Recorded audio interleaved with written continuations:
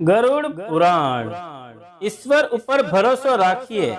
ગામના ઝવેરીને ત્યાં ગઈ, બે હાથ જોડી એણે શેઠને કહ્યું, મને સવાશેર મોતી જોઈએ છે। શેઠે એના મોઢા સામે ચકિત થઈ કહ્યું, બાપ તું ગાંડી તો નથી થઈ ગઈ?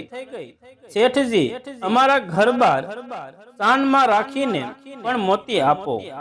અમારો ટેક રાખવા તમે અમને આટલી મદદ કરશો તો ભગવાન તમારું ભલું કરશે। શેઠને દિલમાં દયાએ વાસ કર્યો। બાઈની પ્રામાણિકતા અને પવિત્રતાની ખાતરી થઈ। તેણે તેને સવાશેર મોતી આપ્યા।